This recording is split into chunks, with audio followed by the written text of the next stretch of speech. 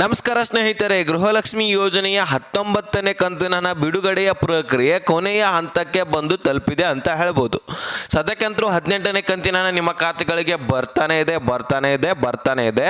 ಈಗ 19ನೇ ಕಂತಿಗಾಗಿ ಕಾಯ್ತಾ ಇರ್ತಕ್ಕಂತಹ ಮಹಿಳೆಯರು ಕೂಡ ಬಹಳಷ್ಟು ಜನ ಇದ್ದಾರೆ. ಇನ್ನು 19 ಮತ್ತು 20ನೇ ಕಂತು ಕೂಡ ಇದೇ ತಿಂಗಳಲ್ಲಿ ಬರಬೇಕಲ್ವಾ. ಹಾಗಾಗಿ ಈ ತಿಂಗಳಲ್ಲಿ 6,000 ಜಮಾ ಆದರೆ ಇದರಿಂದ ಏನಾದರೂ ನಾವು ಯೂಸ್ ಮಾಡ್ಕೊಳ್ಬೇಕು ಅಂತ ಹೇಳ್ಬಿಟ್ಟು ಕಾಯ್ತಾ ಇರ್ತಕ್ಕಂತಹ ಮಹಿಳೆಯರಿಗೆ ಒಂದು ಭರ್ಜರಿ ಗುಡ್ ನ್ಯೂಸ್. ಹಾಗಾಗಿ ಎಲ್ಲ ಒಂದು ಮಾಹಿತಿಯನ್ನು ನಾನು ಒಂದೊಂದಾಗಿ ತಿಳಿಸ್ತಾ ಹೋಗ್ತೀನಿ. ಸ್ವತಃ ಲಕ್ಷ್ಮಿ ಹೆಬ್ಬಾಳ್ಕರ್ ಅವರು ಕೊಟ್ಟಿರ್ತಕ್ಕಂತಹ ಅಪ್ಡೇಟ್ ಏನು, ಗೃಹಲಕ್ಷ್ಮಿಯಲ್ಲಿ ಬಂದಿರತಕ್ಕಂತಹ ಅಪ್ಡೇಟ್ ಏನು, ಎಲ್ಲ ಮಾಹಿತಿಗಳನ್ನು ನಾವು ಒಂದೊಂದಾಗಿ ನೋಡ್ತಾ ಹೋಗೋಣ. ಚಾನಲ್ಗೆ ಸಬ್ಸ್ಕ್ರೈಬ್ ಮಾಡಲಿ ಅಂದರೆ ಇದೇ ರೀತಿ ಲೇಟೆಸ್ಟ್ ಆದಂತಹ ಅಪ್ಡೇಟನ್ನು ಕೊಡ್ತಾ ಇರ್ತೀವಿ ಕಣ್ರಿ. ಪ್ರತಿಯೊಬ್ಬರು ಮಿಸ್ ಮಾಡದೆ ವಿಡಿಯೋ ನೋಡ್ತಾ ಇರ್ತಕ್ಕಂಥವರು ಸಬ್ಸ್ಕ್ರೈಬ್ ಮಾಡ್ಕೊಂಡಿಲ್ಲ ಅಂದರೆ ಸಬ್ಸ್ಕ್ರೈಬ್ ಮಾಡ್ಕೊಳ್ಳಿ. ನೋಟಿಫಿಕೇಶನ್ ಕೂಡ ಪ್ರತಿಯೊಬ್ಬರು ಆಲ್ ಅಂತ ಸೆಟ್ ಮಾಡ್ಕೊಳ್ಳಿ. ಮಿಸ್ ಮಾಡದೆ ಎಲ್ಲ ವಿಡಿಯೋಸ್ಗಳು ನಿಮಗೆ ನೋಟಿಫಿಕೇಶನ್ ಮುಖಾಂತರ ಬಂದು ತಲುಪುತ್ತೆ. ಅಲ್ಲಿಂದ ಡೈರೆಕ್ಟ್ ಆಗಿ ವಿಡಿಯೋಸ್ಗಳನ್ನ ನೋಡ್ಕೊಳ್ಬಹುದು. ಈಗ ನಾವು ಡೈರೆಕ್ಟ್ ಆಗಿ ಟಾಪಿಕ್ಗೆ ಬಂದ್ಬಿಡೋಣ. ವೀಕ್ಷಕರೇ, ಈ ಒಂದು 18ನೇ ಕಂತಿನ ಹಣ ಆಲ್ರೆಡಿ ನಿಮ್ಮ ಖಾತೆಗಳಿಗೆ ಜಮಾ ಆಗ್ತಾನೆ ಇದೆ, ಹೌದಲ್ವಾ. ಹಾಗಾಗಿ ಈಗ 19ನೇ ಕಂತಿನ ಹಣದ ಬಗ್ಗೆನೂ ಕೂಡ ಮಹಿಳಾ ಮತ್ತು ಮಕ್ಕಳ ಕಲ್ಯಾಣ ಇಲಾಖೆ ಚಿಂತನೆ ನಡೆಸಿದೆ ಅಂತ ಹೇಳ್ಬೋದು. ಸೊ ಈಗ ಸದ್ಯಕ್ಕೆ ಹೊಸ ಬಜೆಟ್ ಮಂಡನೆ ಕೂಡ ಆಗಿ ಈಗ ಏಪ್ರಿಲ್ ತಿಂಗಳಲ್ಲಿ ಪ್ರಾರಂಭವಾಗಿದ್ದದ್ದು ಆ ಹೊಸ ಬಜೆಟು ಎಲ್ಲಿ ಏನೇನು ಮೀಸಲಿಟ್ಟಿದ್ದಾರೆ ಎಲ್ಲ ಕೂಡ ಈಗ ಅದರಲ್ಲಿ ನಮ್ಮ ಒಂದು ಗ್ಯಾರಂಟಿ ಯೋಜನೆಗಳಿಗಾಗಿ 51,000 ಕೋಟಿ ಹಣವನ್ನು ಇಡಲಾಗ್ತಾ ಇದೆ. ಅದರಲ್ಲಿ ಹೆಚ್ಚಿನ ಆದ್ಯತೆ ಆಗಿರಲಿ, ಹೆಚ್ಚಿನ ಹಣವನ್ನು ಹೂಡಿಕೆ ಆಗಿರಲಿ ಗೃಹಲಕ್ಷ್ಮಿಗೆ ಬರೋದು, ಮತ್ತೇನಿಲ್ಲ. ಈ ಕಡೆ ನೋಡೋದಾದರೆ ಸಾರಿಗೆ ಇಲಾಖೆಗೂ ಕೂಡ ಸಾಕಷ್ಟು ಹಣ ಹೋಗಲೇಬೇಕು. ಸುಮಾರು 4,000 ಹಣ ಆದರೂ ಕೊಡಬೇಕು. ಅದರಲ್ಲಿ ಮತ್ತೆ ಈಗ ಶಕ್ತಿ ಯೋಜನೆಯಲ್ಲಿ ಹಣವನ್ನು ಹೂಡಿಕೆ ಮಾಡಬೇಕಾಗತ್ತೆ. ಈ ಕಡೆ ಗೃಹ ಜ್ಯೋತಿಯಲ್ಲಿ ಕೂಡ ಹಣವನ್ನು ಹೂಡಿಕೆ ಮಾಡಬೇಕು. ಈ ಎಲ್ಲ ಯೋಜನೆಗಳನ್ನು ನಡೆಸ್ಕೊಂಡು ಹೋಗ್ಲಿಕ್ಕೆ ಇಷ್ಟು ಹಣ ಸಾಕಾಗಲ್ಲ. ಇನ್ನೂ ಸಾಲ ಮಾಡಬೇಕಾಗತ್ತೆ ರಾಜ್ಯ ಸರ್ಕಾರ.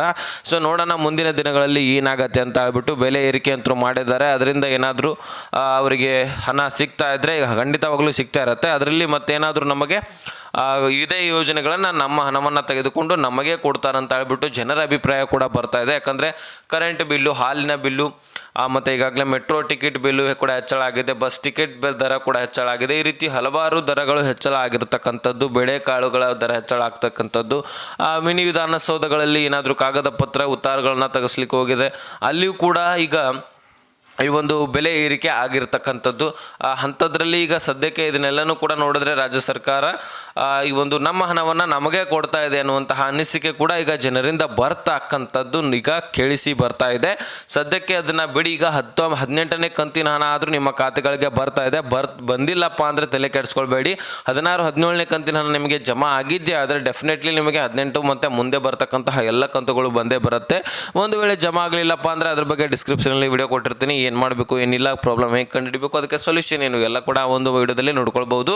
ಈಗ ಈ ಒಂದು 19ನೇ ಕಂತಿನ ಹಣ ಯಾವಾಗ ಜಮಾ ಆಗತ್ತೆ ಹೇಳಿ ಸರ್ ಅಂತ ಹೇಳ್ತಕ್ಕಂಥವರು ಬಹಳಷ್ಟು ಜನ ಇದ್ದೀರಿ. ನಿಮ್ಮ ಖಾತೆಗಳಿಗೆ ಆಲ್ರೆಡಿ ಈಗ 18ನೇ ಕಂತಿನ ಬಂದಾಗಿದೆ. ಇನ್ನು 19ನೇ ಕಂತಿಗಾಗಿ ಕಾಯ್ತಾ ಇರತಕ್ಕಂತಹ ಮಹಿಳೆಯರಿಗೆ ಈಗ ಅಂತಿಮ ಹಂತಕ್ಕೆ ಈ ಒಂದು 19ನೇ ಕಂತಿನ ಹಣ ಪ್ರಕ್ರಿಯೆ ಬಂದಿರತಕ್ಕಂಥದ್ದು. ಇನ್ನು ಕೆಲವೇ 2-3 ದಿನಗಳಲ್ಲಿ ನಿಮ್ಮ ಖಾತೆಗಳಿಗೆ ಹಣ ಬರಲಿದ್ದು ಇನ್ನು ಮುಂದಿನ ವಾರದಲ್ಲಿ ಬರುತ್ತೆ ಅಂತ ಹೇಳ್ಬೋದು. ನೋಡಿ, ಹಣಕಾಸು ಇಲಾಖೆಯಿಂದ ಆಲ್ರೆಡಿ ಮತ್ತೆ ಮಹಿಳಾ ಮತ್ತು ಮಕ್ಕಳ ಕಲ್ಯಾಣ ಇಲಾಖೆಗೆ ಬಂದಿದೆ. ಈಗ ಹೋಗ್ತಕ್ಕಂಥದ್ದು ಎಲ್ಲಿಯಪ್ಪ ಅಂದರೆ ಮಹಿಳಾ ಮತ್ತು ಮಕ್ಕಳ ಕಲ್ಯಾಣ ಇಲಾಖೆಯಿಂದ ಡೈರೆಕ್ಟಾಗಿ ನಿಮ್ಮ ಖಾತೆಗಳಿಗೆ ಬರೋದಿಲ್ಲ, ಮತ್ತು ಗ್ರಾಮ ಪಂಚಾಯಿತಿಗೆ ಹೋಗುತ್ತೆ. ಬೆಂಗಳೂರು ಸಮೀಪ ಇರತಕ್ಕಂತಹ 4 ಗ್ರಾಮ ಪಂಚಾಯಿತಿಗಳಿಗೆ ಹಣ ಹೋಗಿದೆ ಅಂತ ಹೇಳ್ಬೋದು. ಈಗ ಸದ್ಯಕ್ಕೆ ಅಲ್ಲಿಂದ ಡೈರೆಕ್ಟಾಗಿ ಮಹಿಳಾ ಮತ್ತು ಮಕ್ಕಳ ಕಲ್ಯಾಣ ಇಲಾಖೆಗೆ ಬಂದು ಇನ್ನು ಅಲ್ಲಿಂದ ನಿಮ್ಮ ಖಾತೆಗಳಿಗೆ DBT ಟ್ರೆಜರಿ ಮುಖಾಂತರ ಜಮಾ ಆಗಲಿಕ್ಕೆ ಪ್ರಾರಂಭವಾಗಲಿದೆ. ಓಕೆನಾ. ಇನ್ನು 2-3 ದಿನಗಳಲ್ಲಿ ನಿಮ್ಮ ಖಾತೆಗಳಿಗೆ ಬರಲಿದೆ.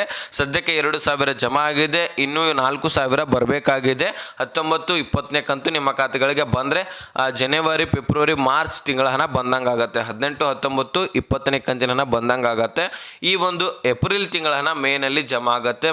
ಇದು ಜೂನಲ್ಲಿ. ಈ ರೀತಿ ಸರ್ಕಾರಿ ನೌಕರಸ್ಥರ ಹಣ ಜಮಾ ಆದಾಗ ಹಾಗೆ ವೇತನ ಜಮಾ ಆದ ಹಾಗೆ ಇದು ಕೂಡ ಜಮಾ ಆಗುತ್ತೆ. ಓಕೆನಾ. ಇಷ್ಟು ನಿಮಗೆ ಈ ಒಂದು ಗೃಹಲಕ್ಷ್ಮಿ ಯೋಜನೆ 19ನೇ ಕಂತಿನ ಹಣದ ಬಗ್ಗೆ ಆಗಿರಲಿ, ಒಂದು ಎಷ್ಟು ಮೀಸಲಿಟ್ಟಿದ್ದಾರೆ ಅನ್ನುವಂಥದ್ದು ಕೂಡ ತಿಳಿಸಿದ್ದೀನಿ. ಅದರಲ್ಲಿ ನಮ್ಮ ಈಗಾಗಲೇ ಬೆಲೆ ಏರಿಕೆ ಕೂಡ ಮಾಡಿದ್ದಾರೆ. ಸಾಕಷ್ಟು ಒಂದು ಬೆಲೆ ಏರಿಕೆಯನ್ನು ತೆಗೆದುಕೊಂಡು ನಮಗೆ ಕೊಡ್ತಾ ಇದ್ದಾರೆ ಅಂತ ಹೇಳ್ಬಿಟ್ಟು ಅಭಿಪ್ರಾಯ ವಿರೋಧ ಪಕ್ಷದಿಂದನೂ ಕೂಡ ಬರ್ತಾ ಇದೆ.